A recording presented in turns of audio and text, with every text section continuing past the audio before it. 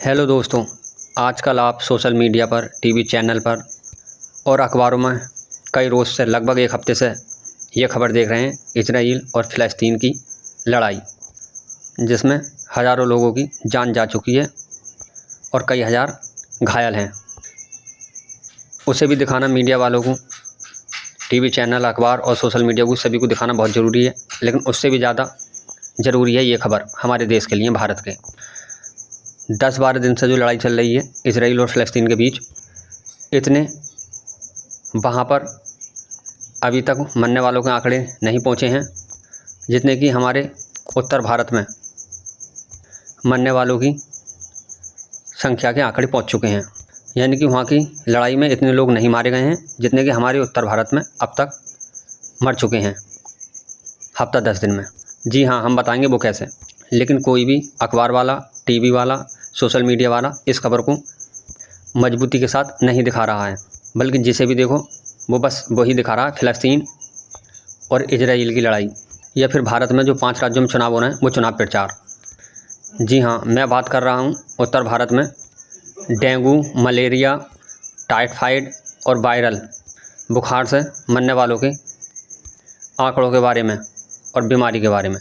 उत्तर भारत में उत्तर प्रदेश, दिल्ली, हरियाणा, पंजाब, बिहार, मध्य प्रदेश, झारखंड, उत्तराखंड, हिमाचल वगैरह में डेंगू, मलेरिया, टाइफाइड और वायरल बुखार का प्रकोप इतना है कि इंसानों ने अपने घर से निकलना बाहर बंद कर दिया है।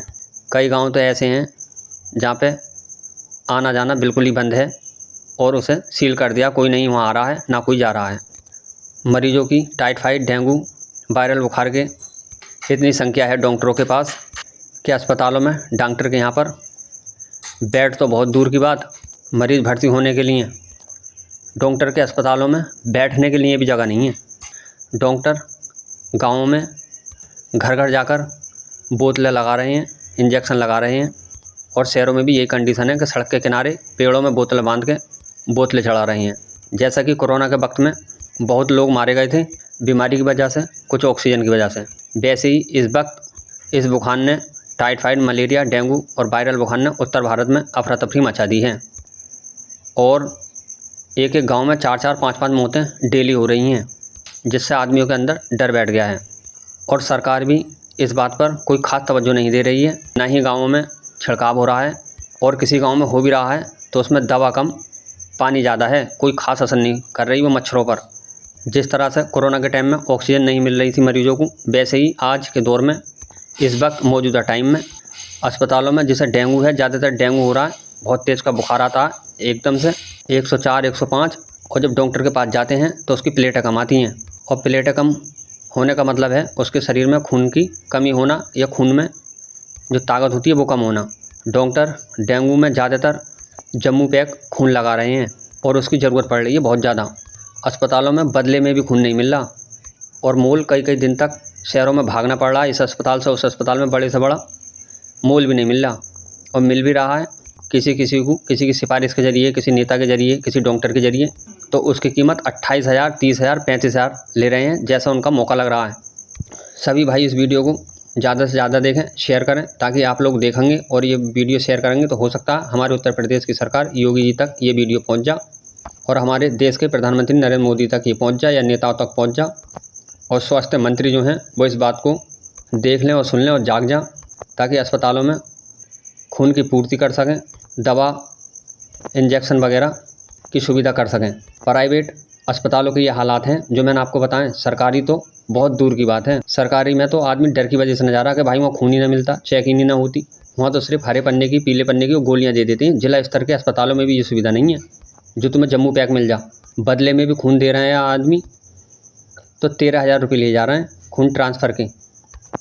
कोई मरीज़ बेचारा इतना गरीब परिवार है उसका कि कोई ज़मीन बेच रहा है, कोई मकान बेच रहा है, कोई कर्जा ले रहा है, यहाँ तक कि भीख तक मांग रहे हैं और इलाज करा रहे हैं।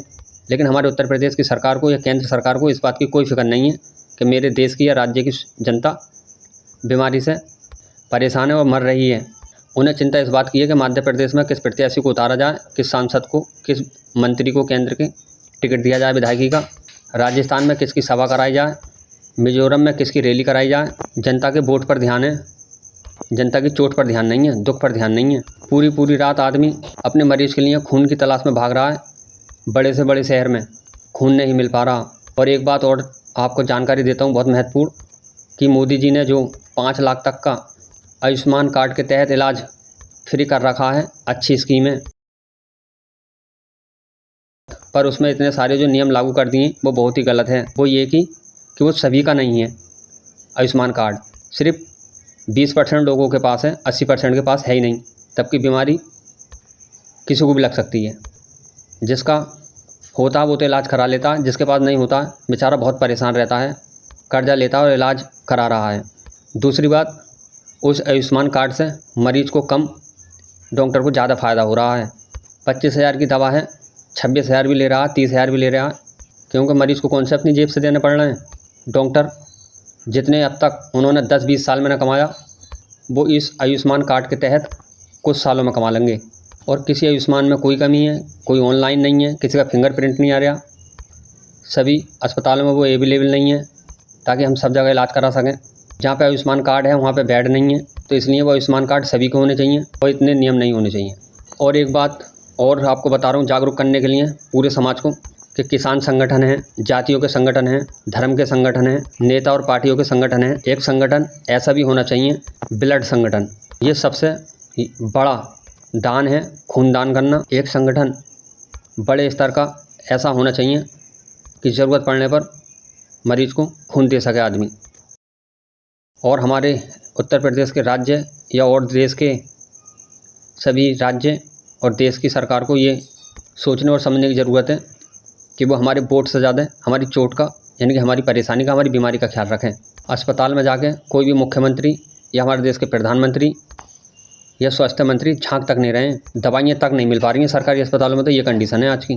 11 बजे के टाइम चले जाओ, 10 बजे अस्पताल खुलता है तो कहते हैं 1 घंटे बाद आइयो, दोपहर से ये दवा मिलेगी। और दोपहर से जाते हैं तो कहते हैं सुबह को आइयो, वो दवा खत्म हो गई, स्टोर में नहीं है। सरकारी अस्पताल को तो बहुत ही परेशान कर रहे हैं मरीजों के लिए।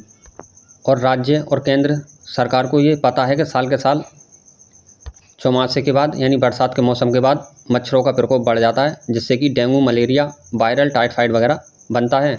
उसके बाद भी कोई नियम, कोई कायदा कानून, कोई रोकथाम नहीं करती सरकार। सफाई अभियान सिर्फ अखबारों में और फाइलों में है।